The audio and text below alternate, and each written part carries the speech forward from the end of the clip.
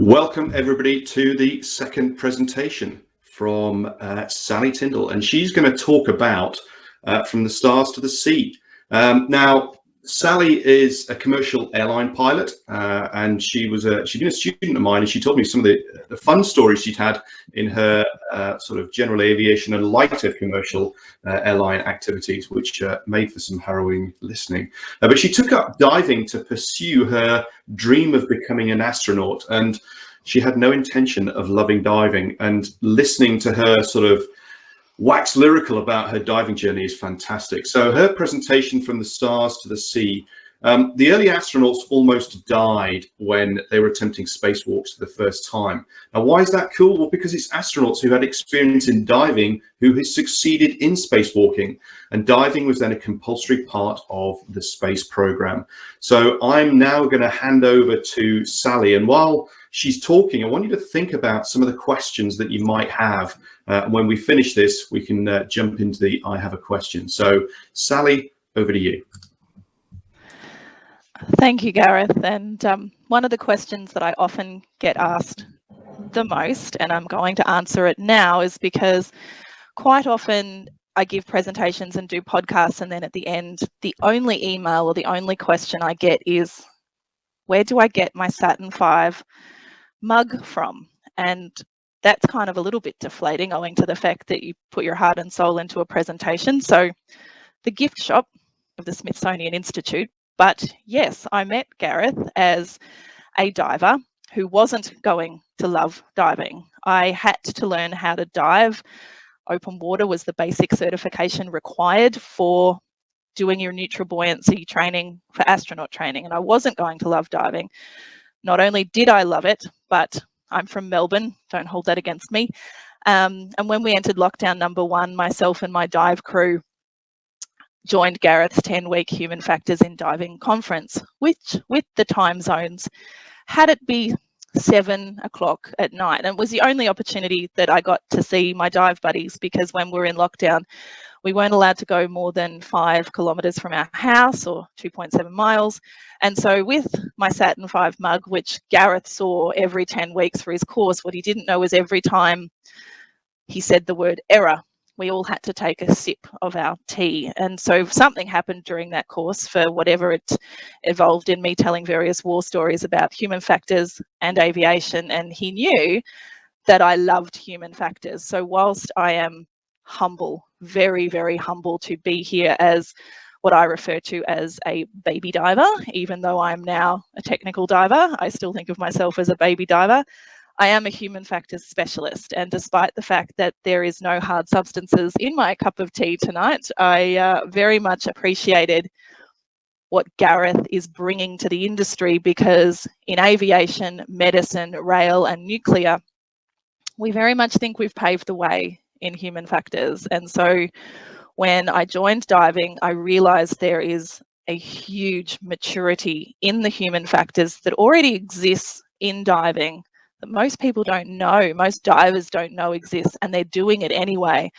And I had to celebrate that, and I had to be a part of it. So despite the fact that a Tech 40 baby diver is here, I am very, very grateful to be here, to be a part of this conference, and to celebrate my passion that is human factors. And with that, I wanted to share with you the Sea to the Stars, which is a celebration of how diving is helping us get to space. And I'm hoping that some of the cutting edge human factors that I'm about to talk about can help diving, and particularly commercial diving, cave diving and technical diving. So welcome to the Sea to the Stars. To begin with some dive and space history, certainly since man took flight in a balloon in 1783, there were agreed rules and behaviours pertaining to those flights. These rules and subsequent learnings, such as ergonomics, fatigue management, stress management and situational awareness, seeped into other industries: rail, health, nuclear. Pioneering work from Jacques Cousteau and Sheck Exley allowed some aspects of human factors to be accepted in diving, but only recently there's been a big push to get diving and divers on board with the growing mindset around dive human factors. Mankind's desire to reach further into space is currently being assisted by diving. That's where human factors is shining in both industries. And reflecting on my personal journey to the stars and the depths, hopefully will encourage a new generation of learners to give back to an industry that allows so many of us to go where no man dares. The first person to go into orbit, a lot of you may not know, it's Yuri Gagarin, April 12th, 1961. A lot of people don't know this term Mercury 13 and Wally Funk. Whilst I'm not a bra-burning feminist, the first woman to go into space, into orbit, Valentina Tereshkova in 1963. 1963, only 2 years after Yuri Gagarin, is astonishing because we think of space and space flight to be man and the right stuff and Tom Wolfe and the book and the movie, in case you've seen it. But around the same time as the Mercury 7 program, with all the astronauts that you possibly can just roll off the tongue, there was this group of women called the Mercury 13. Now, admittedly, they weren't originally called the Mercury 13. It's not linked to the Mercury 7 program. Originally, the first woman to be selected, Jerry Cobb, coined the term flat, female, lady, astronaut trainees. I'm not sure if there's any ladies listening out there, and if not, turn to your partner and ask them, but no professional aviatrix in any capacity is endeared to being called flat. So Dr. Lovelace, who was coining the program, simply referred to it as the Women Astronaut Program. And at a later stage, when some historians were doing some research for an Apple TV series called For All Mankind, that they realized that these 13 women were going through exactly the same program and processes as the Mercury 7 astronauts, and hence this Mercury 13 legend took place. And why is that important? There's a lady by the name of Wally Funk who was in that Mercury 13 group, and she was supposed to go into space in the 1960s and didn't. She was, however, at the age of 80, just launched on Blue Origin on the 20th of July 2021, making good a promise made decades earlier, which is really important for a number of reasons. Up until Wally Funk was launched into space in just a couple months ago, the oldest astronaut to go into space was John Glenn on the space shuttle, second to last space shuttle flight, at the tender age of 60. So what it means for us is there's hope for us yet. We don't have to worry about age now. And also, if you're diving in your 50s and 60s, good, keep going. Astronauts are now going to space in their 80s. So the only thing really holding you back is your attitude. Valentina Tereshkova, like I said, 1963, was launched into space and orbited, had less nausea than her gentleman colleagues, less sensory deprivation issues. And so what was really interesting about the Mercury 13 program and Valentina Tereshkova, and this will come as no surprise to divers when I say it out loud, and please remember, at the end of the conference, all of the data that I have spoken will be referenced.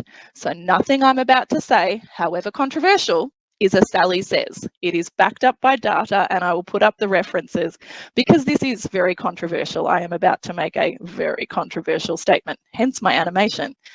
Women were actually scheduled to be the first human specimens into space. Yes, after the Russian dog and after the American monkey, it was supposed to be women that were supposed to go. This won't come as a shock to divers. Women have a less body mass index, consume less calories, way less, so less rocket fuel to get them into space.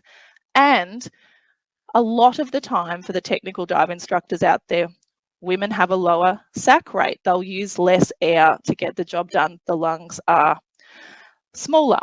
Controversial statement as well is in 1963, possibly one of the reasons why women were scheduled to go to space is they were expendable. Shock, horror, I know, let's all move on.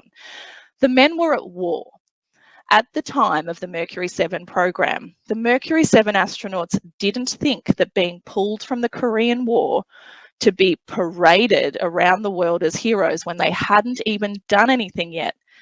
They just didn't think that that was heroic or admirable enough. So it wasn't until John F. Kennedy made the famous statement, "We will put a man on the moon," that Dr. Lovelace's program, the Flats, the Women in Aerospace, was grounded and the Mercury 7 was go, go, go. Then there was this guy named Buzz Aldrin. So from there, once it was decided we're going to put man on the moon, it was a man, but we'll put man on the moon. The Mercury, Gemini programs, Apollo programs went ahead in leaps and bounds. There were some Russian cosmonauts at the time that had done some spacewalks prior to Ed White's first spacewalk. They had had almost catastrophic disasters. However, the Cold War, that data wasn't shared at the time, but we now know what happened was upon exiting the space capsule, the suit filled too much with air. Of course, have we ever had some dry suit issues? Yes. On re-entry to the capsule, the cosmonaut couldn't fit and actually had to puncture his capsule to get back in. Ed White didn't have as many dramatic events as that, but Gene Cernan almost did. On his spacewalk on Gemini 9, it almost ended in catastrophe due to his mobility and maneuverability issues. A few months later, however, when Buzz Aldrin did a spacewalk, he wasn't overheating. He didn't have maneuverability and mobility issues. NASA, of course, had to stop and ask, why? He was an avid diver. Looking at that, analysing that, they let Buzz redesign the capsule for some subsequent flights after that, including handholds and things that they could use to manoeuvre safely around the outside of the capsule to help for docking.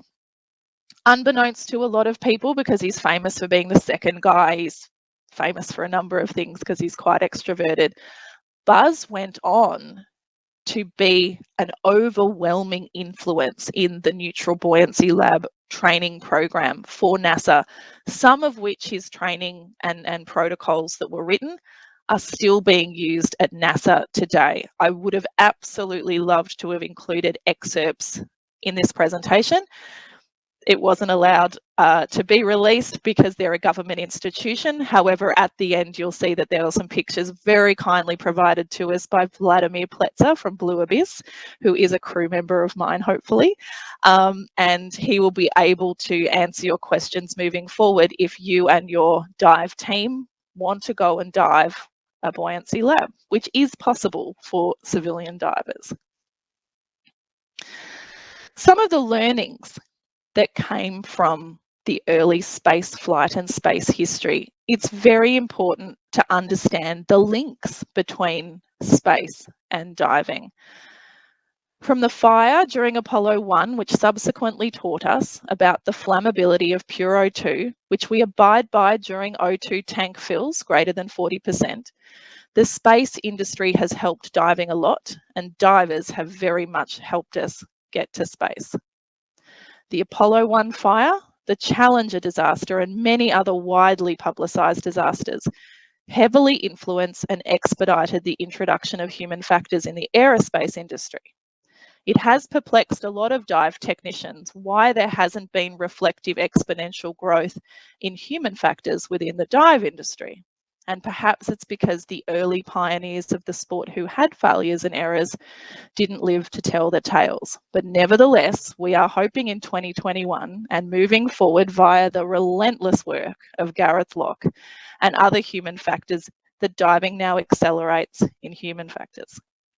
We hope that by fostering a culture of discussion and learnings from mistakes and errors, that we all contribute to our sport, our workplace, our hobby, and an industry to improve its participants by improving its safety.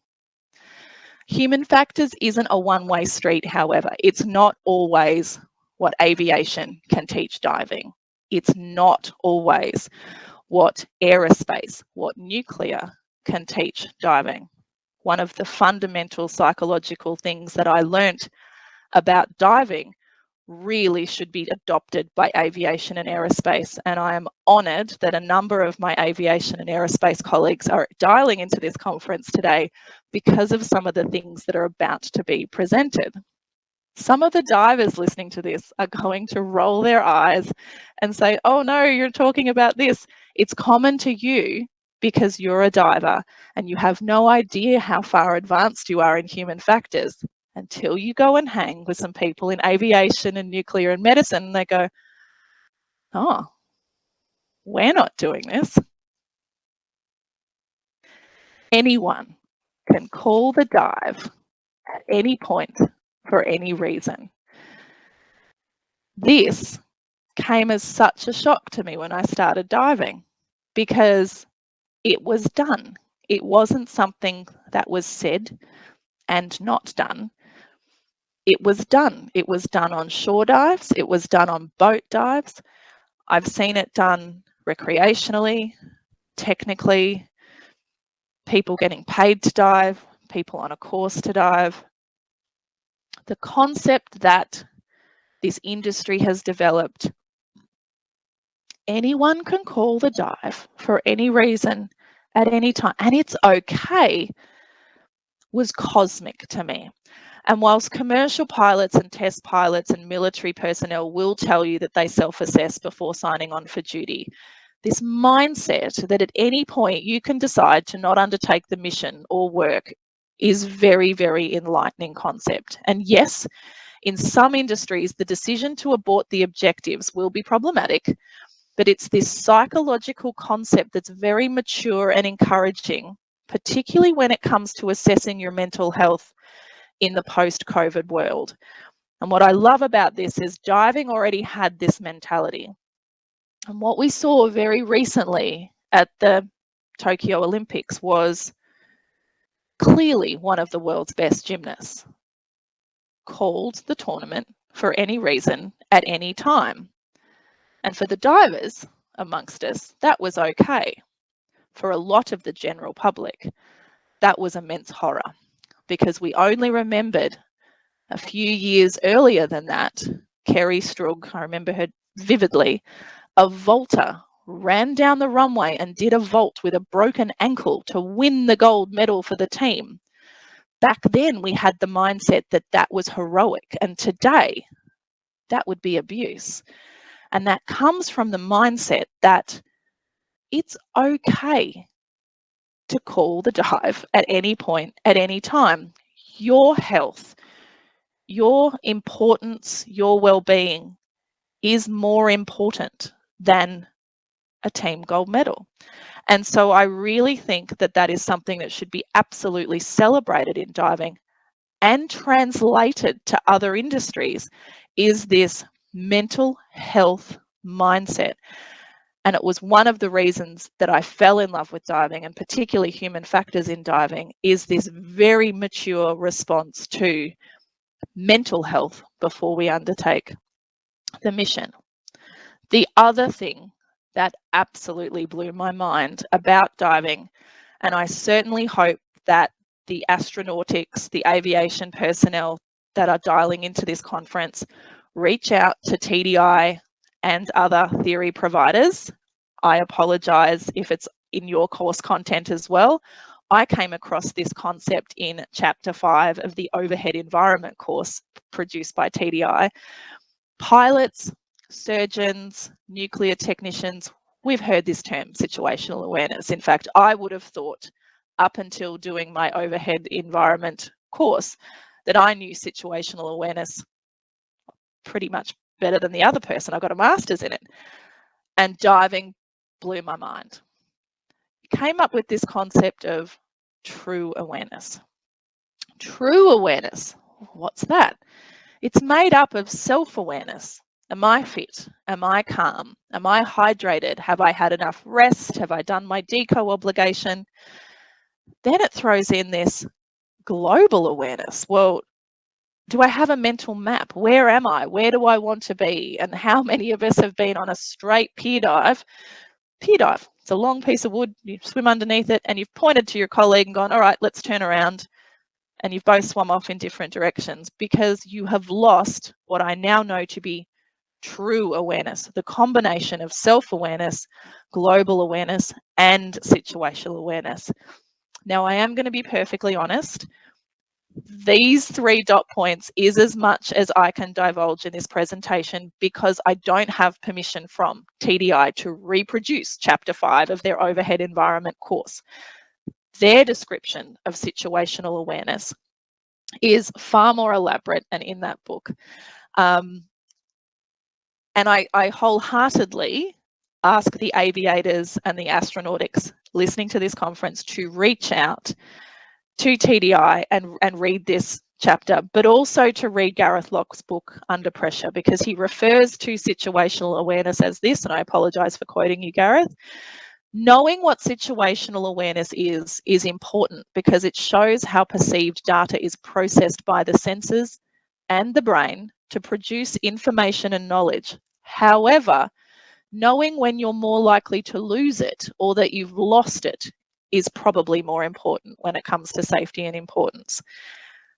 I think in aviation, we used to always talk about situational awareness in the present. We would sometimes talk about where am I and where do I want to be and how do I get there. But this concept of situational true awareness, preparing for the mission, enjoying yourself in the mission, and then afterwards almost briefing for longer than the entire mission was to make sure it happened the way you wanted to, really is an extraordinary maturity that is coming out of diving into other industries, in which I think could be applied into several other industries. Well, if that's the case and diving is great and I'm learning all this stuff from diving, well, what am I bringing to the table then? Why am I here at this conference? I am bringing you the future of human factors. That is bold and brazen, and I'm standing by it. Where I think diving could really learn from the latest in psychology of human behavior analysis is this thing called the OTI, the Organizational Team Index. And I know you're all cringing. The reason why it's spelt incorrectly is it was discovered and founded by an American. Gasp. And we'll have to forgive him for that. Advancing X is the company that founded OTI. It supports military teams, astronaut teams, and organizational teams to assemble the best possible teams by applying the Organizational Team Index, or OTI. The OTI is the most advanced metric system designed to optimize team design to increase team efficiency, team performance, and team cohesion. The OTI measures functional characteristics defined as the cognitive and evaluative processes such as intentions, emotions, planning, and perception known to influence team decisions and outcomes. Its theoretical framework is grounded in personality systems interactions, developed from self-regulation theory and personality architecture. The OTI was developed from peer review research to optimize team design in order to mitigate risks associated with human system interaction design, cognitive behavioral conditions, and team performance.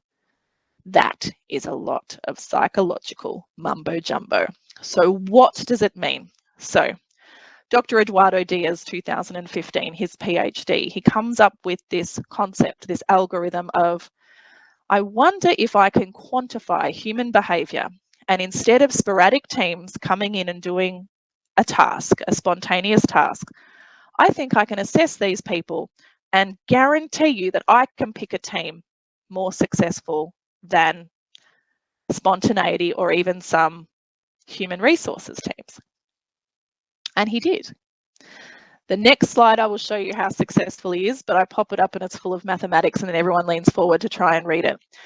What he did was, with this success, because it was peer reviewed and published, so it was backed up by quite a bit of research, is, and he hates me telling this story, but I love telling it, because if you have quantified human behavior and you can design an optimum team to increase team performance and productivity, why wouldn't you go into huge multinational corporations, Microsoft, Google, Hewlett Packard, Apple, and go, hi, rich people, I'm going to get you more productive, make you more money with the same staff that you've got now, and fly off into the sunset with your billions of dollars that you would have made. He could have done that. He didn't. He went ballsy, and that's an Australian terminology, so please feel free to email me if that didn't quite translate, because what it means is he was brazen enough to say, hey, astronaut programs around the world, I like what you've done with your training, but I can do it better. And that's where I came along. I am actually one of his guinea pigs in his Advancing X Career Astronaut program. I came to know him in 2018, and in 2019 begun the first of my 15 tasks and challenges to train as an astronaut using the OTI. The very first task that we were required to do was in the magnificent Lake Tahoe doing a submersible challenge. This is where I had to learn to be diver. I had finished my course the day before I had flown out, showing up at Lake Tahoe pretending to be, oh yes, I'm a very experienced diver. I've done 4 dives. To then get into this, it had an open top, but this submersible challenge, which I can't talk about because 1, I'm NDA'd about the challenges that I've done, and 2, there are people coming through the program after me, and if I tell them what challenges they're likely to experience, they'll do better than me, and it's a competition, right? But nonetheless, I saw OTI in action. I saw diving done as challenges, diving done with no fins. That was extraordinary. But also this concept that if we can assess teams and pick a team that is more successful before we even do the mission, how could we apply that to other industries? It's not a Myers-Briggs personality indicator. It is not a personality assessment, and it will not tell you you should be this. You can be whatever you want to be. What it does do is, if you want to do something and we use OTI, we can surround you with the best possible people to make you the most successful that you can be. So it's certainly not a throwback to these 1980 personalities tests where you go to your career guidance counselor and they tell you that you should be a waitress. It's nothing like that. If you have any specific questions about the algorithm, you can certainly write to Advancing X and Dr. Diaz will answer them for you. But as you can see at the bottom of the slide, it's now over 95% confidence. OTI is right. It produces a more successful outcome than if the teams had have been randomly selected or selected by yourself. This is the mathematics that has proved it. Once again, it will be available for you to view at the end of the conference. And if you have any more questions about OTI, the algorithm, how it's being applied, we certainly know that Advancing X and the FAA, the Federal Aviation Administration, are looking at it in terms of where we can take this for space, for aviation. This is really the way forward. So why should you care? Why does it relate to you? Sally, I know it's really, I know it's really secret stuff, but I think you've gone beyond the slide because there's nothing shown at the moment on there. So you want to go back and then. Okay. No, that's okay. I will re-show the slide. It contains a lot of data, and I will leave this picture up whilst I elaborate slightly further. So why OTI is important and how it should matter to you is how many times, particularly for those of you who instruct, for those of you who mentor people in diving, wouldn't it be nice to know before you get under the water, before you get in the cave, this person is not going to perform optimally? Wouldn't it be lovely to be able to give them a small psychological stress test on land to predict how they would behave? And then wouldn't it be lovely to be able to pair that person up with someone who complements their decision-making process to get them through? The OTI is not about separating people and saying, you're not good for that.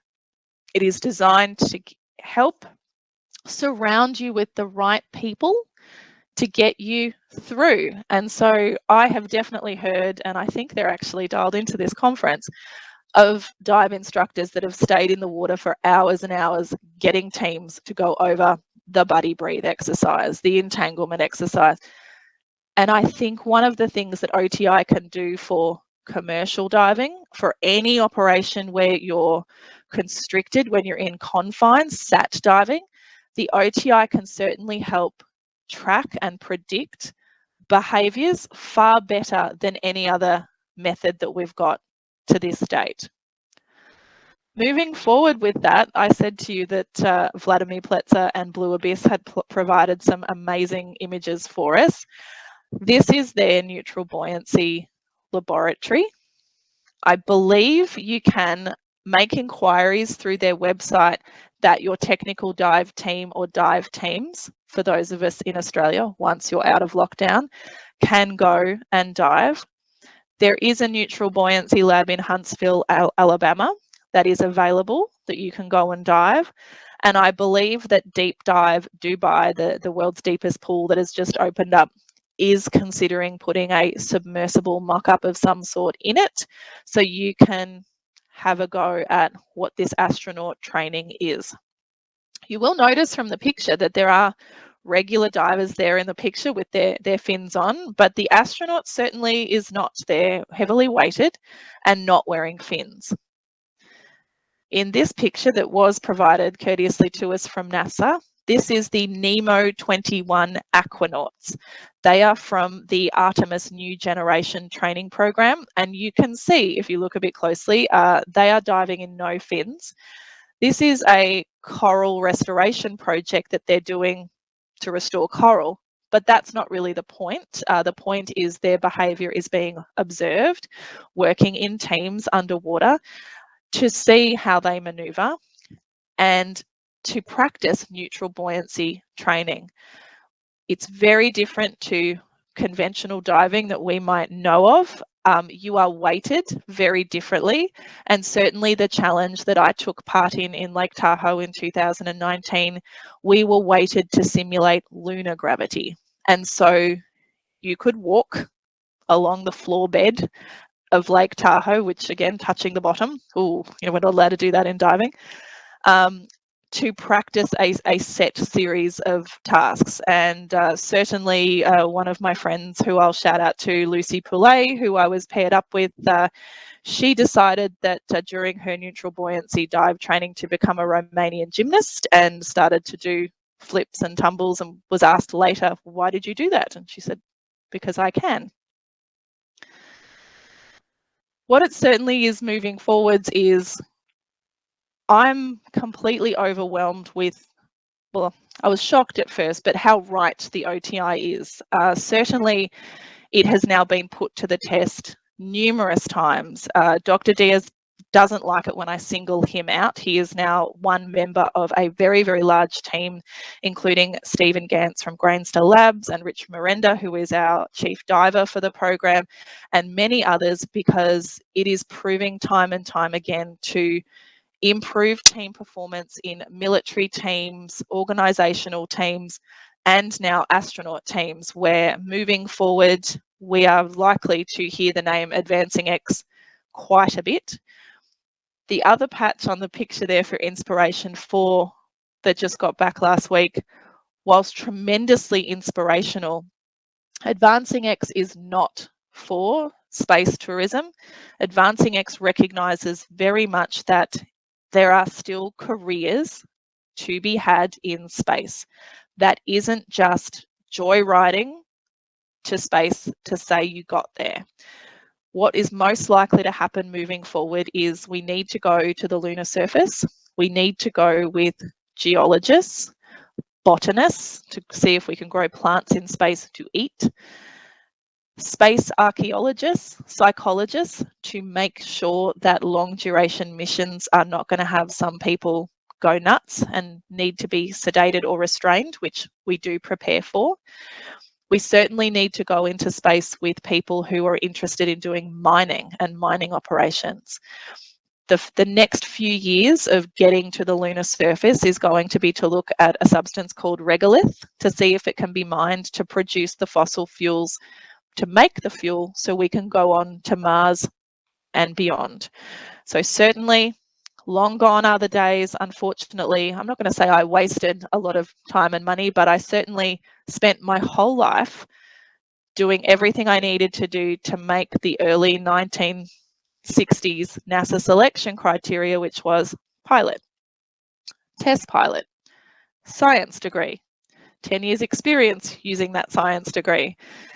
It's now not required, and I certainly thought in 2011 when the last shuttle went up that was it, my chance had been and gone. It hasn't, and thanks to John Glenn at the age of 60, Wally Funk at the age of 80, we can now prove that it really doesn't matter. We've had someone with a prosthetic leg who was a pediatric cancer survivor just launched into space, and a guy who entered a competition having watched a TV ad at the Super Bowl who donated and got his ticket into space. 5.5 months it took for them to train, and they went as inspiration for, and it was very, very successful. So I used to say when I did podcasts, because I know the quality and I know the caliber of the divers that are listening to this conference way better than me, please don't apply to Advancing X because you're going to eke me out of a job. I now rescind that because I have worked with Advancing X since 2018. I definitely know that regardless of whether or not you want to enter the career astronaut competition, I'm going into space. If you want to do a master's in psychology, go right ahead and do it. But otherwise, you be you. Diving will help. You need to be at least open water to do some of these underwater challenges to get through the program. But certainly some of the world's best divers that I've met along my journey are amazingly calm, amazingly impeccable decision makers, and that is the right stuff. It doesn't matter if you can't land an aeroplane. That's kind of my job. So I'm hoping that this encourages a number of things. First of all, if you've always dreamed of going into space, do so. Reach out to Advancing X and have a look at their career astronaut competition. If you're a dive company or a diving organization and you would like to know how OTI can help make diving and your industry more safe, reach out. It is an amazing conversation to have with a very cheeky, very fun, very low laid back guy. Dr. Eduardo Diaz will not let you call him that. It'll be Ed, and very quickly you'll be having margaritas with him. But the OTI and how it can be applied into a number of industries is what I always said was what James Reason brought to Swiss cheese in Human Factors, if you know that metaphor, or what Sidney Decker brought to resilience engineering. It really is groundbreaking psychological work. I can't believe that I get the opportunity to be here to talk about it. And I would love to answer any questions that anyone may have about OTI, about Advancing X, or about my astronaut training. Thank you very much, Sally. I really appreciate this, and your insight, your enthusiasm is fantastic. Just the big grin that you have is just there. It shows that, and it's the same enthusiasm I have for trying to get Human Factors into diving, and you get that passion out there. Now I've got a question here, which I'll ask in a sec. But in the meantime, if you've got questions for Sally, can you please go across to the I have a question table, and we'll bring you up on the stage. Now, the question I've got is, how did you get involved in Advancing X? How did you know about it? Was it a bit of a Google that said, hey, how do you become an astronaut? What was involved, and how would somebody else do it?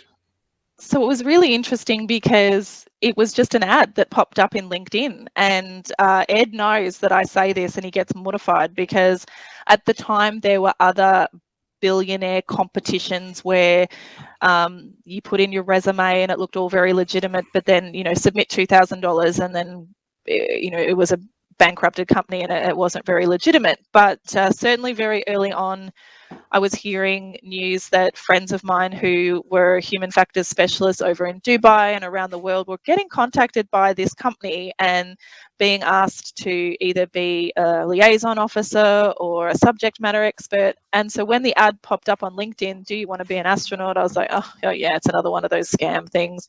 But I clicked on it and yeah, it was legitimate. I was still a bit skeptical, but I submitted my resume and got a call back. And some of the early challenges were amazing. They were timed. So they would email you back and go, again, I can't tell what they asked you to do, but perform a task and it's timed and you have to video it and you have to upload it and you're compared against all the other people that did it. And it turned out that, 6 months later, I am in Lake Tahoe, one of the most spectacular places. So that was my 5th dive, and it was an altitude dive as a part of astronaut training. Like, who gets to log that in their logbook, right? So I was like, So yeah, it was just an application. You can now go on the Advancing X website and apply, but I'm now an ambassador for the program, even though I was a part of Group 1 and I'm still going through my training and my whittling out. But certainly the program has been so effective and so fruitful for the business that despite the fact that there is a competition to send the winning group into space, the database of subject matter experts who are geologists and botanists and psychologists, and we had a guidance and navigation lady the other day, it's going to be so large that when commercial space becomes available, he will have the largest resource of subject matter experts. So it just depends on the experiments and what they want us to do that will be called to train to go. Excellent. Thank you, Sally. I have got Chris W. In the question table, so I'll bring him up to stage and see what Chris has got to say. Chris, if you turn your camera on, turn your mic on. Hey. There we go. Hi, Chris. Hi, Sally. Great presentation. Always like to ask a question because I hate seeing the have a question room empty. So here we go. So OTI, I mean, yes, I can see how it can be translated into a dive agency kind of scenario, and I'm sure there's a lot of intellectual property sharing that can be done there. But do you see it being applied down at the sort of dive club level, where a dive club might be sort of saying, well, how can I create this kind of better team working environment? Yeah, I really think it can be. I think depending on how you want to apply it, I think Ed could come up with something as simple as an app with your company logo on it. And so he will ask about your industry and because he's a psychologist himself, is types of exercises that can be done to invoke a stress response. And so divers automatically think that has to be done underwater, but it could be a matter of giving people a set of drinking straws and saying your life depends on it. You've got a roll of sticky tape, drinking straws, make the tallest tower, and by our nature of being human, we will get competitive and right, let's go. And so your staff and your instructors could get trained to observe that behavior, and there'll just be a form to fill out, and it will go in the background into the algorithm, and basically it will spit out the results that Ken really shouldn't dive with Bill because that's where the aggression came, but Ken diving with David is awesome. That wasn't gender neutral, Gareth. If I could go back in time and rerun it again, it was Cyan and Habib, and you'll always, it wasn't, but yeah, there is definitely ways that the algorithm can still do its thing in the background and you can have the data spat out. And it's not to say that any of them are poor divers, but it's just to say that these two specimens of human are going to grade on each other's nerves. And school teachers would know, the two alphas, don't put Billy and Kevin next to one another in class. But it's the algorithm that can quantify it that makes it brilliant, because it can be picked up and applied to, if you can imagine on nuclear submarine and predicting who is going to clash with each other, well, then they don't get put on the bridge at the same time. And that's the success that I'm very impressed with. He could have just applied it to large human resources departments, made a packet and off you go. But instead he just went as high as he could, which was astronaut training and selection. And every time we have a crew meeting or some more challenges for my training, because in lockdown I'm doing a lot of theory stuff,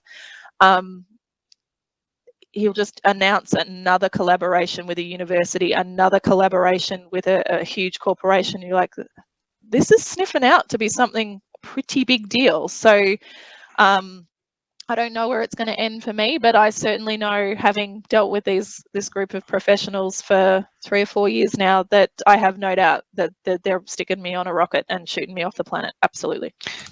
It does seem to be a very big change to selection. I mean, back in the 80s, when I was looking to join the Air Force, and I did, just like Gareth, maybe a bit later for you, Gareth, but we were all being selected from a set of criteria that were sort of preset, and they knew what they were looking for, and then you ended up on a flying squadron, and we all had to sort of fit in and work together, and there were clashes, and there were some round holes in square pegs, but you just got on with it. But you can see that would never work in a long duration space mission. So yeah, I mean, it's good, very interesting to hear what's being done. I think with the military it's government paid for, right? So you want to know that every candidate is going to go solo at 10 hours and then this and then this and then. So if someone doesn't make the grade of those goalposts, well, then they get punted because we've got other people that can take the slot.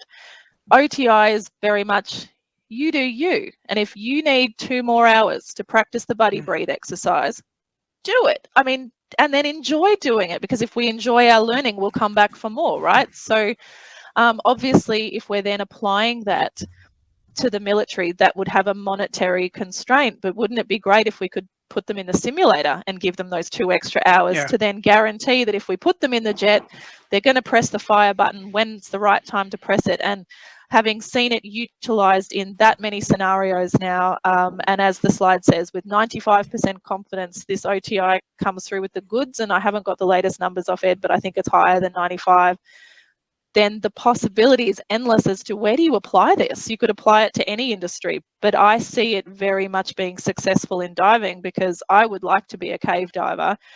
The chap that I dive with at the moment, I think, is extraordinarily skilled. And so it's a dreadful shame when he says, oh, come on, let's go and do cave and cavern. And I'm like, I'm not ready. Like, I know, like, my skills aren't there. That comes because I've done this OTI awareness training, and I don't want to put my team at risk by going along with the crowd when I know I'm not cutting the mustard. That's great point, Sally. And I think one of the challenges for anything like this in diving is the monetary investment. And I'll cover this in my closing presentation today, is that commitment that we have lots of people who are, I'm going to say champions. They're social media champions for human factor stuff, but actually creating the change and investing in doing that themselves is difficult, because it's like, wow, it's sort of common sense. And I think the other piece about the diving industry is often, if you're going to have established teams, that works. But if you're going to have, as a lot of diving is done as ad hoc teams, you're a bit stuck, really, because that's what you're going to get who you've got. Now, then are people going to talk about their weaknesses if we don't have a psychologically safe environment? So I think it's a fantastic tool. It's like a lot of these things. It's then saying, actually, it's got benefits. So, Simon's presentation, first thing, we know that checklists are effective. What we've got to understand is what the barriers are to implementation and start to break those down. And that is difficult. So fantastic presentation, Sally. If anybody else wants to chat with Sally, she'll be in the lobby in Meet Speaker Hall 1, and she will easily fill the next 12 minutes between now and the next presentation, which is Daryl Owen, where he's going to talk about how human factors can help manage risks in a busy dive center. So if you want to speak to Sally, go for it. She's going to be in the lobby right now. Otherwise, we're on the top of the hour with Daryl and his presentation. Thanks very much, everybody.